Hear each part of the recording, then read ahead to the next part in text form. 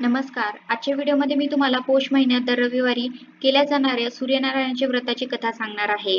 पण त्याआधी तुम्ही चॅनलवरती नवीन असाल तर चॅनलला लाईक करा आणि सबस्क्राईब देखील करा. कमेंटमध्ये श्री स्वामी समर्थ किंवा ओम सूर्याय नमः लिहायला विसरू नका. ऐका आदित्य रानूबाई तुमची कहाणी. आटपाट नगर होतं, त्या नगरात एक ब्राह्मण होता. तो नित्य समिधा फुल दुर्वा आणायला रानात जात असे. तिथे नागकन्या देवकन्या वसा वसत होत्या. ब्राह्मणाने विचारलं, काय ग बायांनो, कसला वसा वसता तो मला सांगा. तुला रे वसा कशाला हवा? उठशील मातशील, घेतला वसा टाकून देशील. ब्राह्मण म्हणाला, उतत नाही मातत नाही, घेतला वसा टाकीत नाही. तेव्हा त्या म्हणाल्या, श्रावण मास येईल तेव्हा पहिल्या आदितवारी मोन्यानं मुकट्यानं उठावं, सचिळ वस्त्रसहित स्नान करावं, अग्रोदक पाणी आणावं, विड्याच्या पानावर रक्तचंदनाची आदित्य रानूबाई काढावी, 6 रेगाचं मंडळ करावं, 6 सुतांचा तातू करावा, त्याला 6 गाठी घ्याव्या, पान फुल व्हावं, पूजा करावी, पानाचा विडा, फुलांचा झेला, दशांगाचा धूप, गुळ खोबऱ्याचा नैवेद्य दाखवावा, 6 मास चाळावी, 6 मास पाळावी, मागी रथसप्तमी संपूर्ण करावं, संपूर्णाला काय करावं, गुळाच्या पोळ्या, बोटव्यांची खीर, लोण कडक तूप, मेहुणू जेवू सांगावं, असेल तर चिरचोळी द्यावी, नसेल तर जोड गळसरी द्यावी, ती नसेल तर 2 पैसे दक्षिणा द्यावी आणि आपल्या वंशाचं उद्यापन करावं. असा वसा ब्राह्मणानं केला. त्याला सूर्यनारायण प्रसन्न झाला. भाग्यलक्ष्मी आली तेव्हा राजाच्या राणीने ब्राह्मणाला बोलावून धाडलं. ब्राह्मण जाते वेळेस भिवू लागला, कापू लागला. तेव्हा राजाच्या राणीनं सांगितलं, भिवू नका, कापू नका, तुमच्या मुली आमच्या इथे द्या. आमच्या मुली गरीबाच्या तुमच्या घरी कशा द्याव्या? दासी कराल, बटकी कराल? राणी म्हणाली, दासी करत नाही, बटकी करत नाही, राजाची राणी करू, प्रधानाची राणी करू. मार्गेश्वराचा महिना आला. ब्राह्मणानं लगीन करून मुली दिल्या. एक राजाच्या घरी दिली, दुसरी प्रधानाच्या घरी दिली. गेल्या पावली मुलींचा समाचार घेतला नाही. 12 वर्षांनी समाचारास ब्राह्मण निघाला. राजाच्या घरी गेला. लेकीनं बसायला पाट दिला, पाय धुवायला पाणी दिलं. बाबा बाबा गुळ खा, पाणी प्या. गुळ खात नाही, पाणी पित नाही. माझी कहाणी करायची आहे ती तू ऐक. तुझी कहाणी ऐकायला मला वेळ नाही. राजा पारधीला जाणार आहे. त्याला जेवायला उशीर होईल. तोच त्याच्या मनात राग आला. तेथून निघाला, प्रधानाच्या घरी गेला. तिनं पाहिलं, आपला बाप आला म्हणून बसायला पाट दिला, पाय धुवायला पाणी दिलं. बाबा बाबा गुळ खा, पाणी प्या. गुळ खात नाही, पाणी पित नाही. माझी कहाणी करायची आहे ती तू अगोदर ऐक. तुझी कहाणी नको ऐकू तर कोणाची ऐकू? घरात गेली, उतरणीची 6 मोते आणली. तिनं आपटून घेतली, 3 बापाच्या हातात दिली. त्याने मनोभावे कहाणी सांगितली. लेकीनं चित्त भावे ती ऐकली.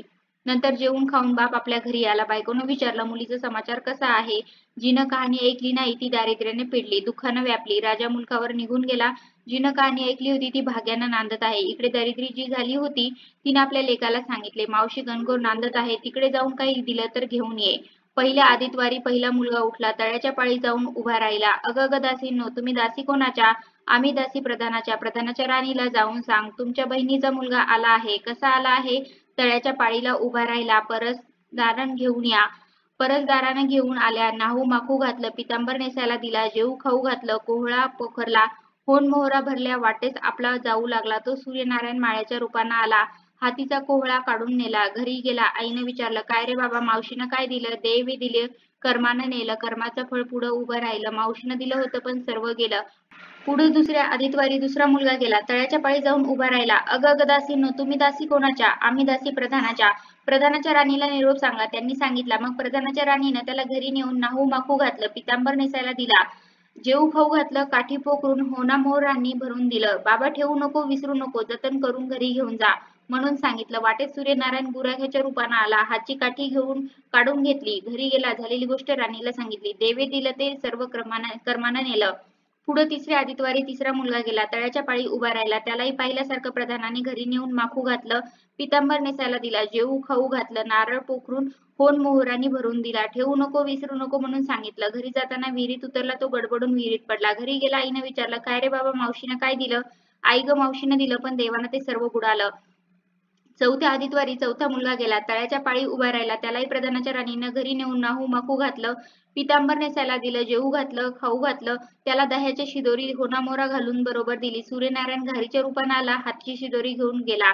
घरी गेला. आईने विचारलं, काय रे बाबा, मावशीनं काय दिलं? आई, मावशीनं दिलं पण देवानं ते सर्व नेलं. पाचव्या आदितवारी आपण उठली.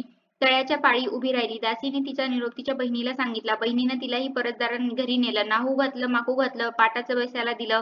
प्रधानाची राणी आदित्यवाराची कहाणी करू लागली. काय वसा करतेस तो मला सांग. बहीण म्हणाली, अंग अंग चांडाळणी, पापीनी बापाची कहाणी ऐकली नाहीस म्हणून तुला दारिद्र्य आलं. राजाच्या राणीने विचारलं, याला बहिणीच्या घरी राहिली श्रावणास आला सांगितल्याप्रमाणे सूर्यनारायणाची पूजा केली. इकडे राजाला भाग्य आलं. राजानं बोलावू धाडलं. मावशी मावशी तुला छत्र आली, चामरं आली, पायकं आली, परवर आले. मला रे पापिनीला छत्र कुठली, चामरं कुठलं, पाईक कुठले, परवर कुठे. बाहेर जाऊन दाराशी बघतात तो राजा बोलावू आला. राजा आला तशी घरी जायला निघाली. एकमेकींना बहिणी बहिणींनी आहेर केले. वाटेनं जाऊ लागली. पहिल्या मजले स्वयंपाक केला. राजाला वाढलं, मुलांना वाढलं, आपलं पान वाढवून घेतलं. तो कहाणीची आठवण झाली. करा रे हाकारा, पिटा रे डांगोरा, नगरात कोणी उपाशी आहे का याचा शोध करा. तुझ्या बाईची कहाणी ऐकून मला काय फळ, माझं पोट भरलं पाहिजे असं म्हणून तो राणीकडे आला. तशी 6 मोती राणीने घेऊन तिनं त्याला दिली. 3 आपल्या हातात ठेवली. मनोभावे कहाणी सांगितली. चित्तभावे त्याने ऐकले. त्याची लाकडाची मोळी होती ती सोन्याची झाली. तो म्हणाला, बाई बाई, कहाणी ऐकल्याचं एवढं फळ, मग वसा घेतल्याचं काय फळ, काय वसा आहे तो मला सांगा. तुला रे वसा कशाला हवा, उठशील मातशील घेतला वसा टाकून देशील, उतत नाही मातत नाही घेतला वसा टाकीत नाही. तेव्हा वसा सांगितला. पुढे दुसऱ्या मजलीस गेली. स्वयंपाक केला. राजाला वाढला, मुलांना वाढला, आपलं पान वाढून घेतलं. तेव्हा कहाणीची आठवण झाली. करा रे हाकारा, पिटा रे डागोरा, नगरात कोणी उपाशी आहे का याचा शोध करा. उपाशी नाही, काही नाही, माळ्याचा मळा पिकत नाही, विहिरीला पाणी लागत नाही, असा एक माळी चिंतेनं बसला आहे, त्याला हाक मारली. आमच्या बाईनी कहाणी ऐकतो आला. राणीनं 6 मोते घेऊन 3 आपण घेतली, 3 माळ्याला दिली. राणीनं कहाणी मनोभावे सांगितली. चित्तभावे माळ्यानं ऐकली. माळ्याचा मळा पिकू लागला. विहिरीला पाणी आलं. तो म्हणाला, बाई बाई, कहाणी ऐकल्यावर एवढं फळ, मग वसा घेतल्याचं काय फळ, वसा काय वसा असेल तो मला सांगा. मग राणीनं त्याला वसं सांगितलं. पुढे तिसऱ्या मजलीस गेली. स्वयंपाक केला. राजाला वाढलं, मुलांना वाढलं, आपलं पान वाढून घेतलं. तेव्हा कहाणीची आठवण झाली. करा रे हंकारा, पिटा रे डांगोरा, नगरात कोणी उपाशी आहे का याचा शोध करा. उपाशी नाही, काही नाही, एक म्हातारी, तिचा एक मुलगा वनात गेला होता. एक डोहात बुडाला होता. एका सर्पानं खाल्ला होता. त्यामुळे चिंताक्रांत बसली होती.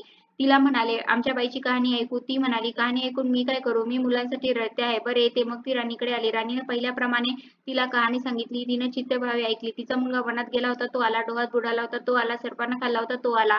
ती म्हणाली, बाई बाई, कहाणी ऐकल्याचं हे फळ, मग वसा घेतल्याचं काय फळ, काय वसा तो मला सांगा. मग राणीनं तिलाही वसा सांगितला. पुढे चौथ्या मजलीस गेली. स्वयंपाक केला. राजाला वाढला, मुलांना वाढलं, आपलं पान वाढून घेतलं. तेव्हा कहाणीची आठवण झाली. करा रे हंकारा, पिटा रे डांगोरा, नगरात कोणी उपाशी आहे का याचा शोध करा. उपाशी नाही, काही नाही, काना डोळा मासाचा गोळा, हात नाही, पाय नाही, असा एक मनुष्य रस्त्यामध्ये होता. त्यांच्या अंगावर तांब्याभर पाणी ओतलं. पालता होता. तो उताना केला. 6 मोते होती. 3 मोते त्याच्या बेंबीवर ठेवली.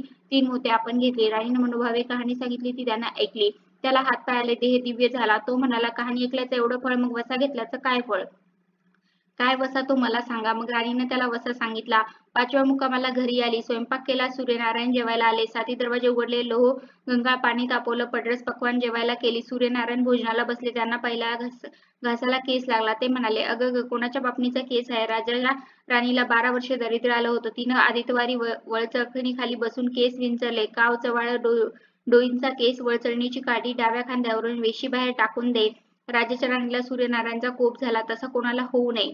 ब्राह्मणाला मोळी विक्याला, राजाच्या राणीला, माळ्याला, म्हातारीला कोणा डोळा मासाचा गोळा, इतक्यांना जसा सूर्यनारायण प्रसन्न झाला तसा तुम्हा आम्हा हो.